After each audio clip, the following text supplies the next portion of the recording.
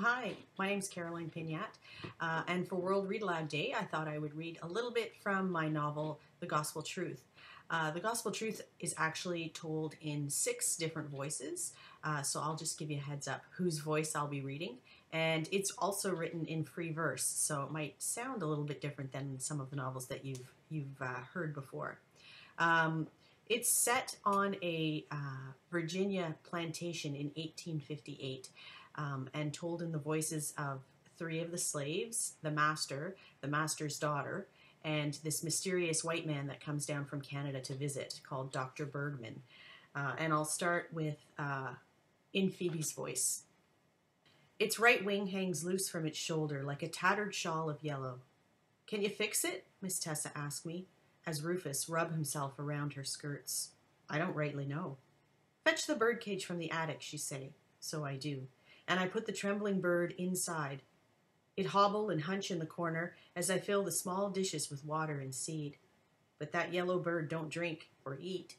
She just go real still. Is it dead, Phoebe? Miss Tessa asked. I shake my head.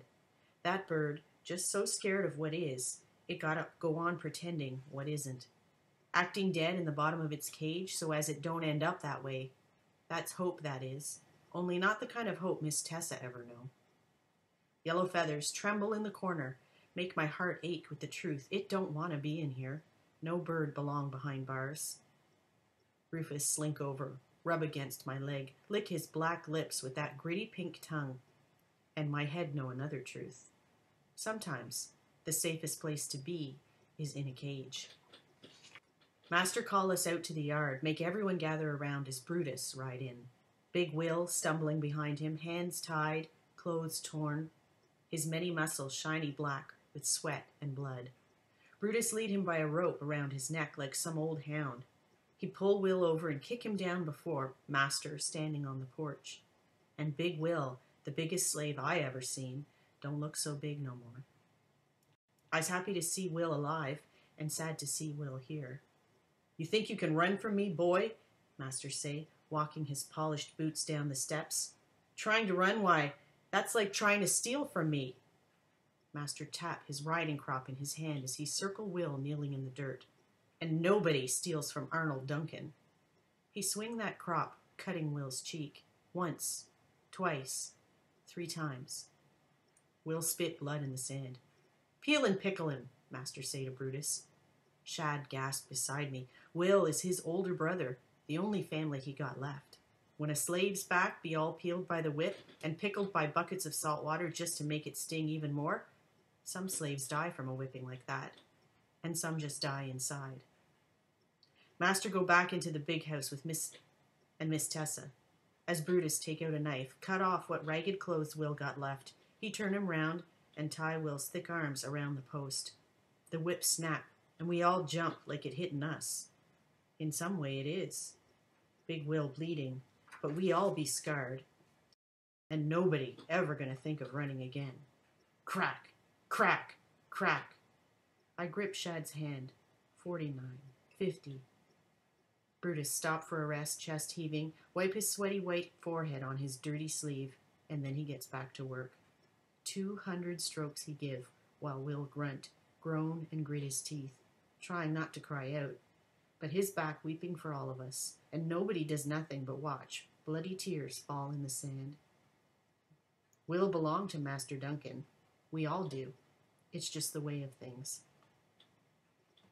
This next part is in the Master's voice. Will could get me top dollar at auction, 1,300 at least, but I don't want to sell him. Still, I won't brand him with the runaway R, much as I'd like to sear it on his skin. Why let the buyer know he's trouble? It brings down the value, I say. Maybe Brutus can break him this time, but I doubt it.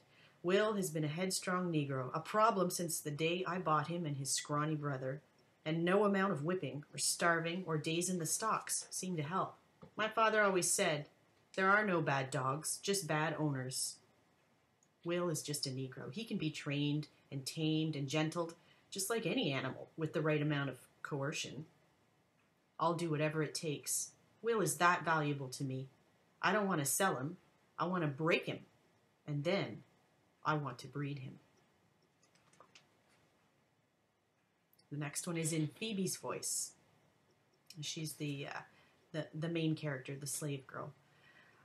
I never knowed my age. B says I's a year younger than Miss Tessa, but numbers don't matter none, except maybe to Master Duncan. He always be counting something. Days, dollars, slaves. Marking in his red leather book each night. I suppose one of them scribbles is me. Another is my mother. I wish I'd known what day it was that he planned to scratch her out, to move her name to another man's ledger. Maybe I could have done something. Maybe I could have stopped him somehow, or at least asked him to move my name too. But I was only small then. How was I to know that when she kissed me goodbye that morning, before she went to bring Mrs. her tea, that'd be the last time I see her? I cried for her all winter, no matter how Bee held me in her big strong arms. Hush now, Phoebe, she whispered in my ear. You be a good girl, and God willing, you're going to see your mama someday. So why hush? I stopped crying, stopped talking. I never makes a peep no more. But I haven't seen my mother in 10 summers. I don't even know if she's alive or dead. Some days, I wonder if I is.